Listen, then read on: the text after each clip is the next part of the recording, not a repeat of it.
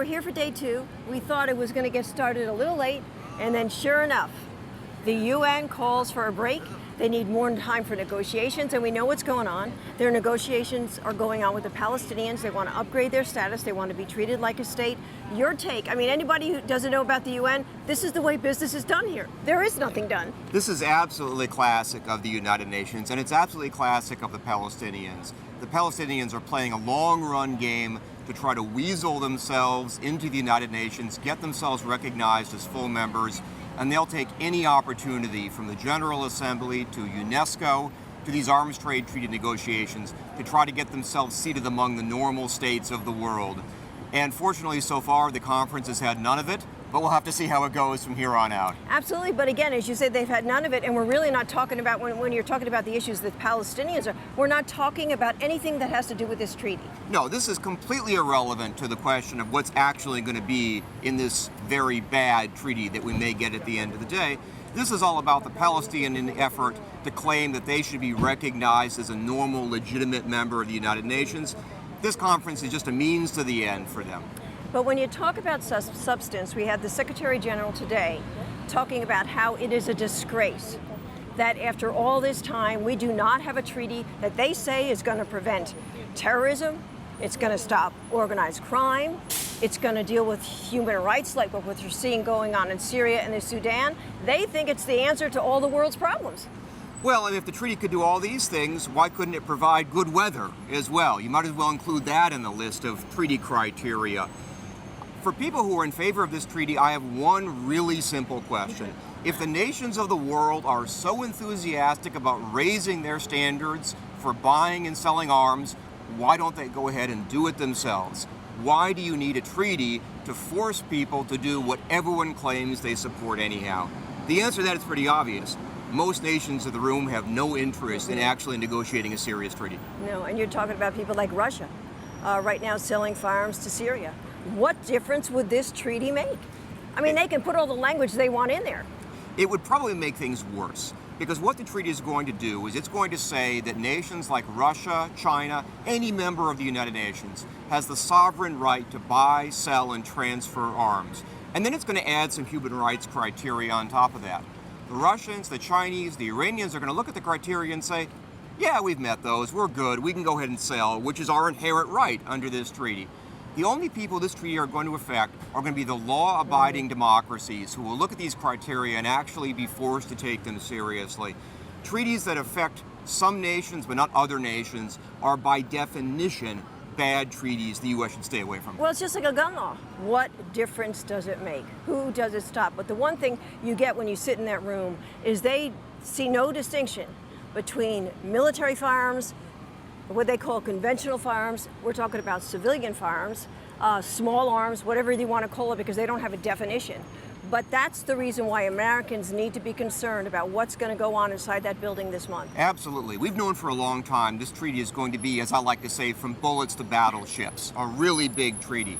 But it was really interesting to me this morning that the Secretary General of the United Nations, in his remarks, emphasized over and over again that this treaty is fundamentally going to be aimed at small arms and light weapons and ammunition. It's going to include a lot of other things, fighter planes, helicopters, and battleships. But the real focus of this treaty is now, and it always has been, small arms. And the people at the UN see no distinction whatsoever between civilian firearms, whether used for self-defense or hunting or sport shooting, and military firearms. For them, it's all the same, it's all a problem, it all has to be regulated. And you mentioned ammunition, very much still in that treaty. You've got many of these countries saying it has to be in this treaty, otherwise we're talking about a weak treaty. How do you see the U.S. moving forward on that issue? Well, the U.S. is going to be under relentless pressure to include ammunition in this treaty. It is a completely impractical idea, because one of the things that the treaty is going to require is it's going to say that if you sell arms to someone, you have to go off and assess if they've used them in the way that they promised to use them. Well, if you sell someone ammunition, they can say, hey, we still have 500,000 rounds in storage and we shot off the other 500,000 rounds. Prove us wrong. Or as a matter of fact, they may have given them to terrorists or sold them to some other party. You have no way of fulfilling your requirements under this treaty when ammunition is concerned. Never mind the fact that when you're talking millions and millions and millions of rounds, it's completely impractical to police this.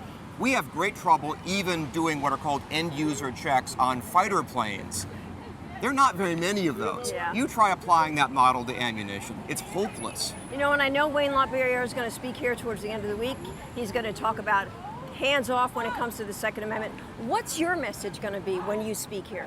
My message is going to be that if the member states of the United Nations want to control their arms imports and exports, they're perfectly free to do so. And the reason why they have not done so is because some of them are incompetent and a lot of them have no interest in being responsible international actors in the first place.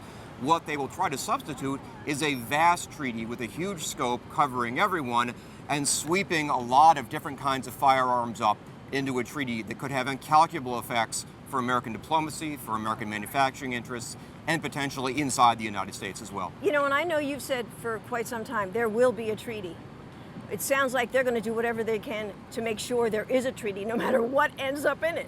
This Palestinian issue is, maybe it's a speed bump, maybe it's a little more than a speed bump. If it is a speed bump, it's quite a large one. But I personally think they're going to get over this. I think they'll find some way to finesse it, however it's handled, and we'll move on to the main treaty business at hand. I still think we're very likely to get a treaty, and that when we come out on July 27th, the U.S. is going to be faced with a very difficult question. Do you veto this treaty, or do you accept this treaty in one form or another? That's going to be very tough, but I think the U.S. will have to make that choice. And you make a good point, because you've got Russia, you've got China. They're looking at the U.S. to do just that, because they don't want to be the ones who have to be blamed for blocking it. But that they don't want this treaty either. Oh, the number of nations that genuinely wants this treaty is a lot smaller than the number of nations who say they want this treaty. The Chinese don't want it. The Russians don't want it. Most of the African nations are quietly not really terribly excited about it. The Arab nations are certainly not very interested. You run through all of the world's players, and what you're left with is a relatively small number of European nations that genuinely want this treaty. All of them want to hide behind the United States. But here in the U.S., you've got the Senate saying no. You've got many House members saying no. But how about those anti-gun members writing a letter to the Secretary of State, Hillary Clinton, saying, this is why you got to support this treaty? Well, I'm not sure if these representatives who are taking this line are taking it because they simply don't know what might be in this treaty, or because they don't care. Yeah, they need to sit in that room and see who they're sitting there with. It's a lesson for every American. Come to the UN and watch sausage being made slowly and badly, because 5 minutes sitting in that conference room will disabuse you of the idea that the UN is going to do any of this effectively, never mind in a way that respects Americans' freedoms. This is a bad idea from day one. And that's what I always say. Americans need to come here if they could, just to sit in there, as you were saying, to see what their taxpayer dollars are supporting day in and day out. It has nothing to do and everything to do with taking away our freedoms. Yeah, this is a bad treaty for a lot of reasons. I think it's a bad idea in Second Amendment grounds. I think it's a bad idea for broader American interests. I'm glad the U.S. delegation is there, if only to block the Palestinians and to try to make what's going to be a very bad treaty potentially a little bit better. But at the end of the day, this is a bad idea from the foundations. Yeah, absolutely. Good to talk to you, and we'll be looking for you on Friday for sure. Good to see you. If they go then. Yeah. Thanks, Ted. Thank you.